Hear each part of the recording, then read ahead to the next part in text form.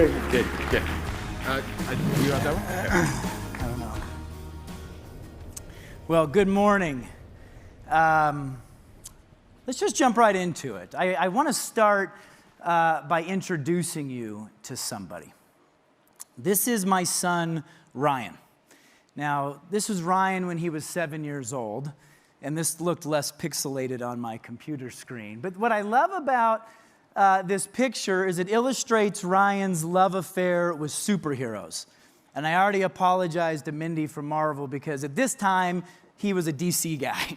He loved Batman. Ryan had superhero toys, he liked superhero movies, but these were his favorite superhero pajamas. And what I particularly like about this picture is you'll notice all sorts of hangers stuck in the back of his shirt because he would whip them out as his batarangs, and he'd have these make-believe battles. And we've got, to this day, marks all over the walls of things that these stupid things have caused. His love affair with superheroes led to something. When he was in school, in first or maybe second grade, his teacher asked him that kind of stereotypical question of, hey, what do you want to be when you grow up? And all the kids wrote down their answers. And it was no surprise to Ryan's mother and I that when we got his paper back from the teacher, he had written Superman. And we thought that that was adorable. I think in his little mind, he thought that when he went through puberty, he would then be endowed with the ability to fly or to be bulletproof. But what was concerning was that Superman actually wasn't his final answer. When you looked at the paper, you saw that he wrote Superman, and then he scratched it out. And instead, he wrote, work at Subway. And now, listen, Subway is an honest living. I'm not here to knock it. But as a father, I had higher aspirations for my son than this, right? And evidently, I had taken him to Subway one night, and I had told him that the workers likely get to eat for free. And in his little 6-year-old mind, that was like the greatest thing that he could possibly imagine. Now, that memory got me thinking about our potential. And I want that to be the theme for my keynote this morning. I want you to think about your capabilities. I believe that all of us are endowed with the power or the means to accomplish something. I believe that one of life's greatest pleasures is identifying what your capability is and then maximizing that capability for the benefit of yourself, your family, your team, your community, and those around you. I also believe that for most of us here today, we have the privilege of living in a first world nation where capitalism is the reigning operating model. Capitalism is simply an operating system in which individuals or businesses can excel within a free marketplace. And unless you've had the privilege of living or visiting some place where capitalism isn't the reigning operating system, we probably take this for granted. But it is a gift to be able to live someplace where we are not limited by a whole host of external factors that are beyond our control. So I started thinking about capabilities and capitalism, and I thought of a new word. And that word is capableism. And to be honest, I didn't make up this word. I heard of this word from an entrepreneur named Dan Sullivan. Some of you know him and the work that he does with Strategic Coach. The problem is I don't like Dan Sullivan's definition of capableism. So my opinion was if this guy can go around just making up words, then I can go around making up what those words mean. And so I made up my own definition for capableism. And I define capableism as our ability to thrive by exploiting our unique talents and our ambitions. Let's deconstruct that for a minute. Let's talk about thriving. Thriving is the polar opposite of surviving. Nobody wants to be in survival mode. Thriving is at the top of Maslow's hierarchy of needs. Surviving is at the bottom. People who are thriving are focused on being wildly successful, but also wildly significant. They want to be wildly profitable, but they also pursue some sort of noble purpose. which we've talked a lot about at this event. I believe people that are thriving enjoy a lot of professional rewards, but they're also people who are personally fulfilled. And I am fascinated to find brands or to find brand leaders who are thriving because they have found out a way to both make a dollar and to make a difference. Let me show you a couple of examples. One of my favorite companies is Southwest Airlines. They have completely transformed the airline industry almost 40 years ago. They did it in a super quirky, super frugal kind of way. When you think about what Southwest Airlines has done, you may not be aware that they have enjoyed 46 straight years of profitability. That is unbelievable, right? When you think about how many airlines have failed since Southwest started turning a profit. It's not just that list, it's this list too. This is an airline graveyard, and yet Southwest Airlines is doing something that allows them to thrive. I'm curious what that is. Somebody once said people are, quote, weirdly obsessed with Southwest Airlines. I like that. I would like people to be weirdly obsessed with my brand or the brands that I help people with. I think it's worthwhile to try to deconstruct it. What are they doing? Another beloved Texas brand, the Dallas Cowboys. Dallas Cowboys were honored on this. Okay, let's get it out of the way. I love the Cowboys. They were actually here. Matt works with the Cowboys. He's out in the crowd. They were a cult brand honoree. But if we really want to get real with each other, there is no rational reason why the Dallas Cowboys should be the highest grossing professional franchise in the world now and the 12 consecutive years of leading all NFL franchises in profitability. During that same time period, only 6 teams had worse postseason records than the Dallas Cowboys, right? The New England Patriots, who have actually played well enough to earn fans and revenue, make $1 billion less than the Dallas Cowboys. What the hell is going on? Well, I'm telling you, it is their marketing playbook, not their offensive playbook, that is endearing people to this brand. Lastly, let's talk about Marvel Studios. We listened to Mindy yesterday. I am absolutely thrilled that they've agreed to come this year and let us honor them in their work. Did you know that in 1996 they declared bankruptcy? It failed. They laid off 1/3 of their workforce. You don't really think of that today because they are box office darlings. 25% of the 50 highest grossing movies of the past decade were Marvel movies. How does that happen? What sort of brilliant, brave decisions are going on in that boardroom that allowed them to dethrone Star Wars, Fast and the Furious, Mission Impossible, Harry Potter? Even the Pixar guys can't keep up with them. They make it look so easy, but believe me, it is not easy. And there are things that we can learn from how they are thriving in their category that it can be applied to ours. I believe that one of the big secrets of all of these brands' success, sure, they all have some uniquely talented people. I'm not discounting the power of talent. But what they really have are leaders with enviable ambition. Let me show you what that means. Unfortunately, most businesses are content with modest growth, defined as single-digit year-over-year sales, and the leadership team is more interested in playing defense, and they want to minimize risk. That's the majority of corporations in North America. Fewer say, you know what? Screw that. I'm going to chase meaningful success, as defined here as consistently happy customers and shareholders. They want to do something more. And a relatively few number of brand leaders actually aspire to what I call cult-like status. Now, they don't use that language, that's our language, but they would see things like, I want industry dominance while becoming a beloved brand, while building a legacy that inspires people. I believe that the problem with business is not that business people are bad. It's just the opposite. I believe business people are really good and that they are achieving their goals. It's just that their goals aren't high enough. They've settled. When you hear the expression, good is the enemy of great, this is what that means. I'll be pretty good, as opposed to I want to be great. And it's frustrating for me because I've seen brands that are great and it's desirable. You should want to be cult-like.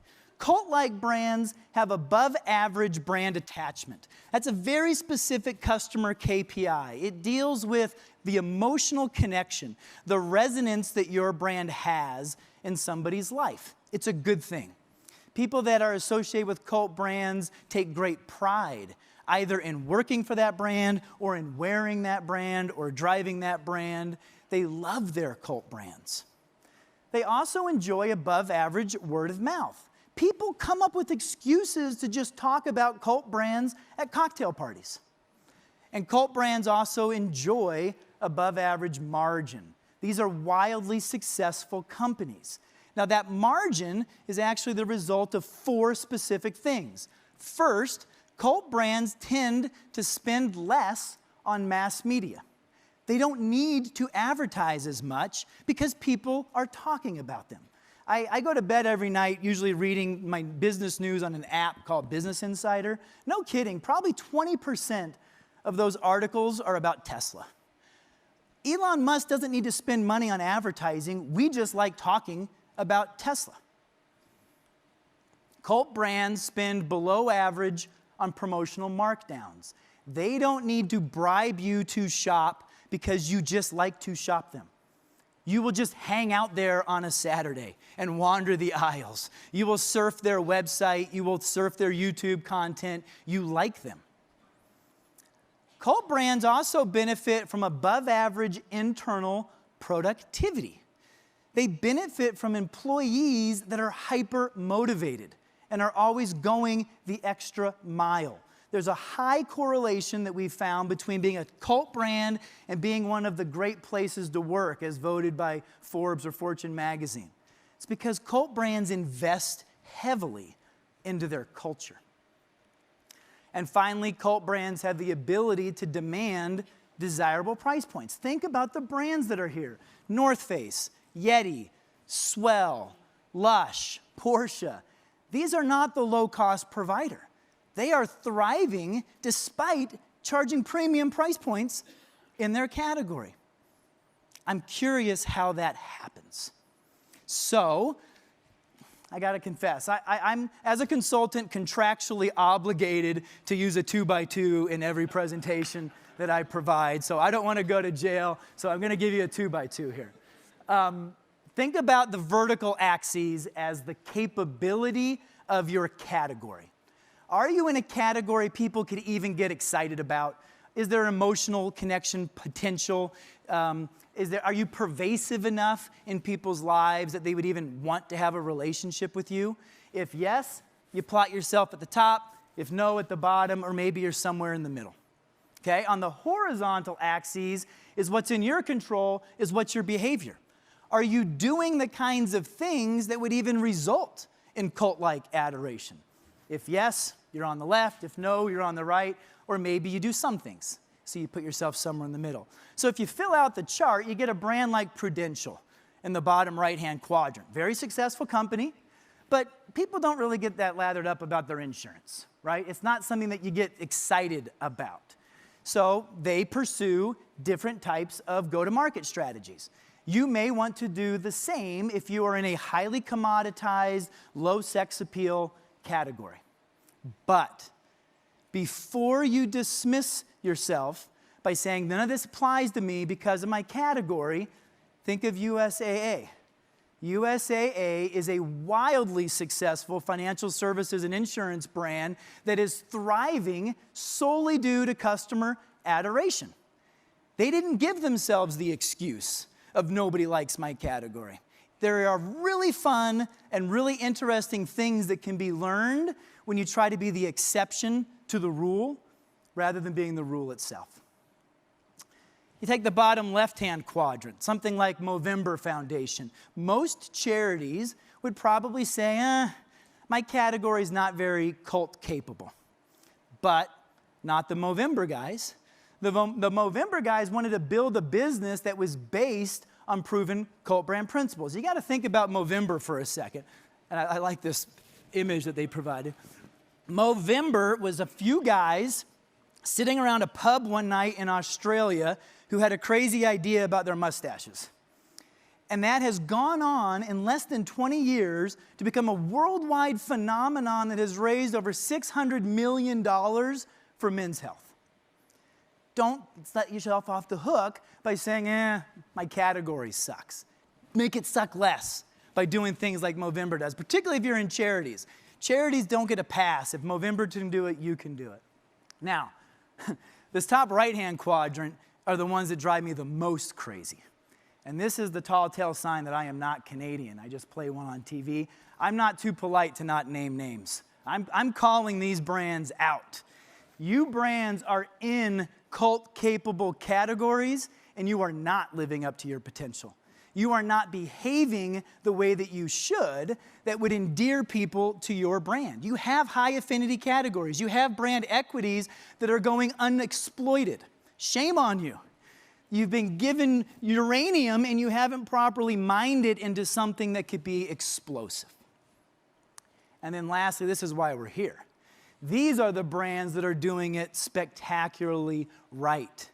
These are the brands that are thriving. And the best part about these brands is we don't have to guess what it is that they're doing. They're on stage telling us what they're doing. All we have to do is have the courage to follow their example. I'm going to give you some tips. I'm doing this as a gift because it has come to my attention lately that people love tips. When you look at my email inbox, I get 5 tips to improve my B2B marketing, 13 tips to make me a better Instagram marketer, 40 tips to improve my email marketing, 500. Like the more tips you throw my way, the happier I'm supposed to be. This is my favorite one. 101 ways to lose weight, get more money, and have better sex. And as if that wasn't enough, plus 40 other ways to look younger, firm your butt, have better relationships, live longer, enjoy life, and just feel better about everything. I wish that I could promise you that, but I can't. Nevertheless, I do hope that some of these tips will be worthwhile. I call my tips 7 tips to maximize your capabilism. I'll go quick. Tip number 1, reclaim the noble role of marketing. Most of you are not tasking your marketing departments to do the one thing they should be able to do better than anything else, which is to maximize profits. Most of the marketing teams I see, I have dubbed markdowning teams. Their job is the administration of promotional campaigns. That is the opposite of what they really should be craftsmen at. Ask yourself, what are we failing at that causes us to have to advertise and discount so much? Those are not required business activities. Those are necessary evils because your merchants are buying stuff that people don't want, or your store or your website is less than ideal, or you lack any sort of meaningful competitive differentiation, or you simply are not giving customers a reason to talk about you. That is what the marketing team should be myopically focused on, are solving those types of questions. And a symptom that you're doing it right is you're spending less every year on margin-eroding discounts and mass advertising. Marketing currently, unfortunately, in its devolved state, is about creating ads. In my dream state, it's about creating advocates. It's a different skill set. Marketing is very communications-centric. It should be about developing value propositions that your customers find irresistible. Marketing is all about promote, promote, promote. The best marketing actually generates income, is not a cost center. And marketing is very external focused, when in reality it should be internal focus first, external second, and I'm going to talk about that point more in a minute. Tip number 2, vaccinate your organization against short-termitis. Way too many brand leaders excuse bad behavior by blaming it on their shareholders. Right? How many of you have knowingly instituted a campaign that you knew was going to erode brand equity, damage a customer relationship, weaken staff morale, but you did it because of some weekly or monthly or quarterly financial report? Enough is enough. We've got to stand up to that. There are lots of examples, Amazon being chief among them, that dictate to Wall Street the rules of engagement. Here is how we are going to interact with you. If you have an organization that is suffering from short-termitis, it is not an easy fix. It likely requires your organization check itself into intensive care.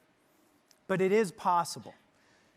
Consider this. The Harvard Business Review, who talks a lot about short-termitis, did some research. They said in this era that's focused on shareholder value, the outperforming companies are those going against the grain. They put employees first, customers second, and shareholders last.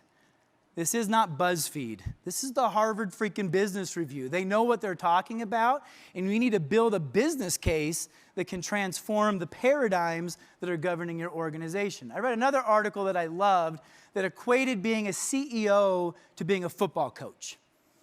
And they said being a football coach is placating investors is like being a football coach who decides what plays to run based on what the fans are telling him to do. Whereas the best football coaches, first, understand the strengths of their team. Second, understand the weaknesses of the opponent. And third, are myopically focused on the game that is at hand. Your shareholders and their fans love them by winning. That's your metric, is are you winning? And you should never allow the shareholders to determine if you're going to punt or go for it on 4th down. Kick them out of the room where those kinds of decisions are being made. Tip number 3, stop being so easily distracted. Now, there's a firm out in New York called Brand Keys that we enjoy. They help us do some research for the nominees. And they recently asked a bunch of you, VPs of marketing and CMOs, that question, hey, what's keeping you up at night? The list of responses was redonkulous. There are so many, there's no wonder that our brands are failing to live up to the potential. You're all sleep deprived. You're so stressed out trying to do this ridiculous laundry list of stuff. The best that you could hope for if you attempted to do this is that you would be dabbling in everything, but that's not our goal. Our goal is to dominate. And in order to dominate, we have to focus. We've got to if your boss comes in and says, we need to get on to Snapchat because my daughter says that's the most popular social media platform, that's a distraction.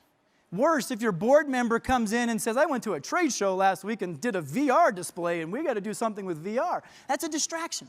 Those are not reasons to do those things. You are the steward of your resources. Do not dilute them in the frivolous pursuit of a whole host of mediocre things. Here's what I would suggest. First and foremost, understand and prioritize specific expectations that your best customers have for your category. Not all your customers, your best customers. What do they expect from you? Secondly, determine then what your brand can offer most effectively and most believably that will satisfy those expectations. And this is your opportunity to display some creativity. Do not settle for the easy, simple answers. Legos had a sales slump. They did not issue BOGOs. They did not do coupons. They did not dial up mass advertising. Some guy in the back of the room said, give me $65 million and I'm going to go make a movie, to which they had no expertise. And to their C-suite's credit, they wrote that check. That movie generated $400 million. and made Lego super relevant again, not only to my boys, but to me. I want a Millennium Falcon set now because of what that movie reminded me of, right? This is where you should be displaying your creative firepower, not in the coming up of funny commercials. No offense that the M&M stuff was great, but coming up with value propositions. That's where the creativity is. What can we offer on a regular basis that will delight our customers? Third, reallocate resources away from suboptimal activities so that you can dominate in a few ways that competitors can't or won't immediately emulate. The best you can hope for is a 2-year head start. The more successful it is, the faster they'll come for you. There's 2 parts to this. Start doing some things and stop doing some things. We all have finite time and money. We have to be able to pick our battles. We have to be able to choose the things that we can uniquely win at. Tip number 4, convert employees into evangelists. Customers will never love your brand as much as employees do.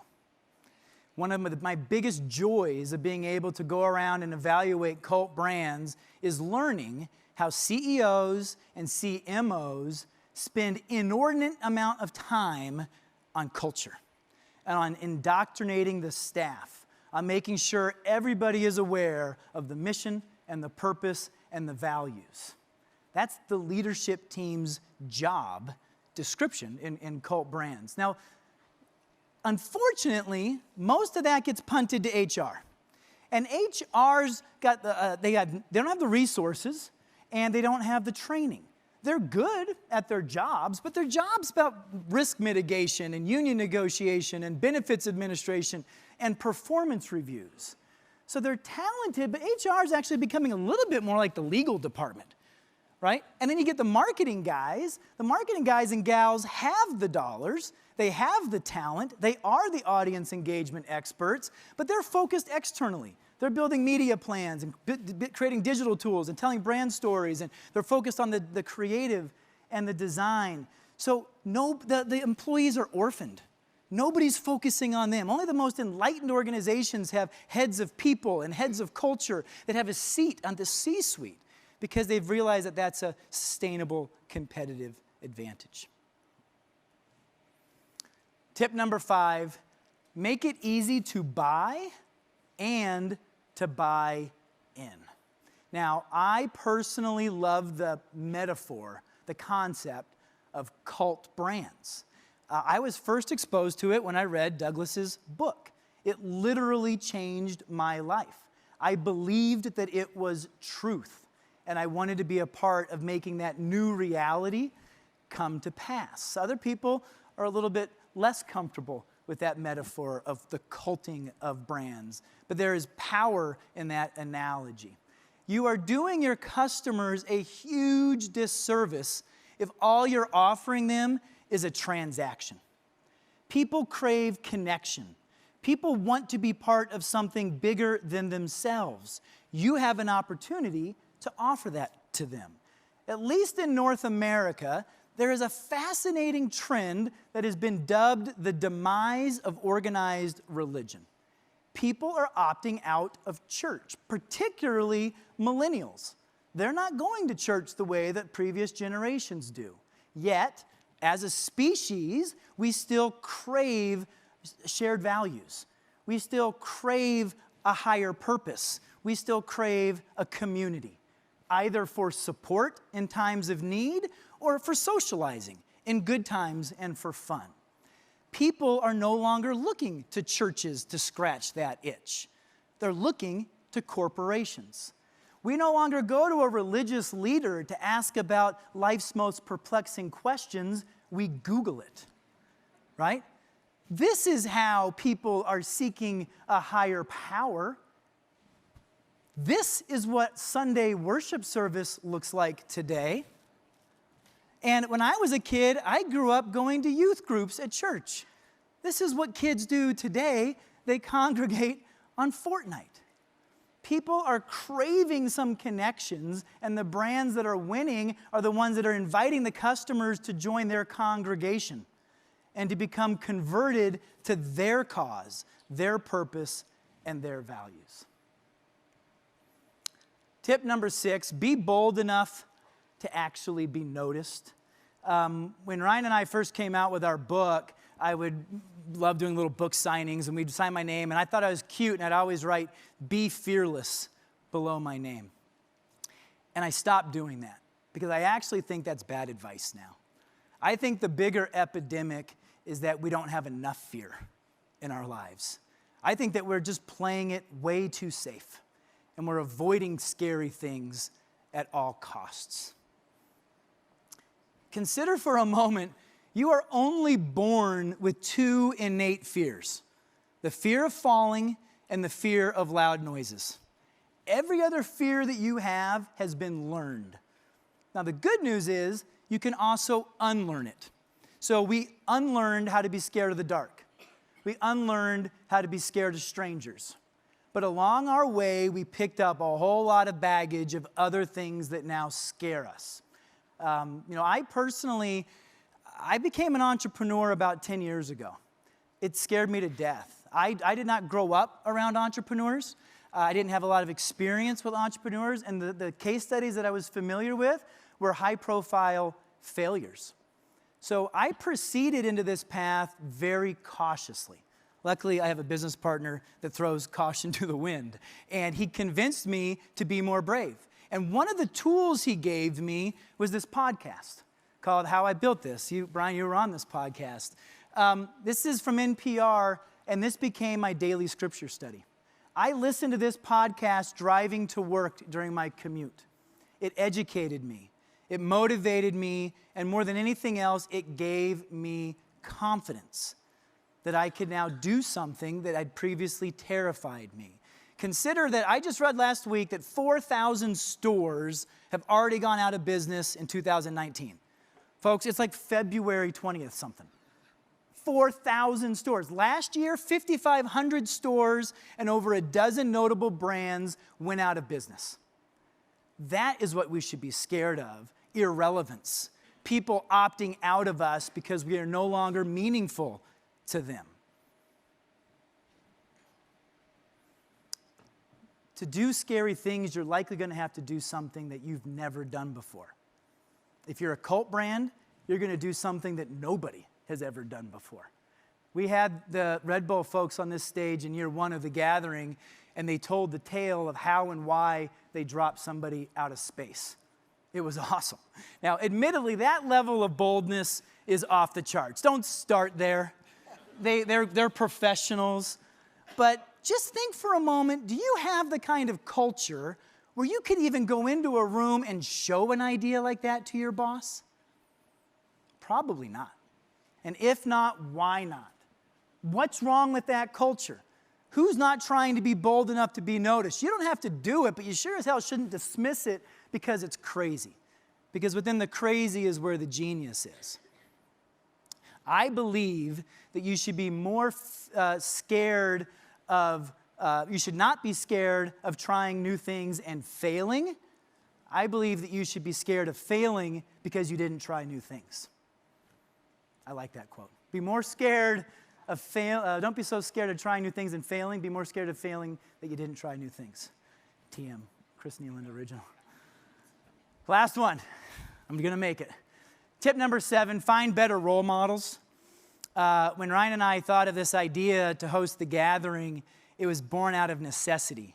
We didn't have enough good examples to show our clients what proper audience engagement looks like. It's because our industry is broken. Our industry likes to reward creativity. I love creativity as much as anybody, but marketers are not in the entertainment business. Marketers are in the engagement business. And the things that marketers do need to be driving towards a profitable and desirable business outcome. It's my biggest beef with all the hoopla about voting on Super Bowl commercials. Sure, if we want to vote on which one was the funniest or which one made us cry, no harm, no foul. But when you start talking about the best Super Bowl commercial, let's wait a few months and see which one actually delivered whatever the desired outcome was of the spot, right? We bring these brands to the stage so that you can have positive role models, so that we can all sit at their feet and learn from them. They are not like your media partner, your marketing partners that are motivated by media commissions or some other industry accolade. They're not like your internal staff that aren't giving you bold ideas because they're scared that it might render their job useless and they would be let go. You need outside objectivity. And the brand leaders that speak on this stage have no motivation. They're not paid to be here. They're here simply to share what has worked for us and what has not worked for us on our own pursuits of achieving cult-like status. And we believe that that's something worthy of taking note of. This is my point, ladies and gentlemen. If we are not careful, we will become far less than we are capable of being. I sincerely hope that something happens in these 3 days that causes you to stop and to reflect and to say, I can do better. I need to do better. I can do better in my career, or I can do better with my company to live up to the capabilism that is inside you. Thank you very much.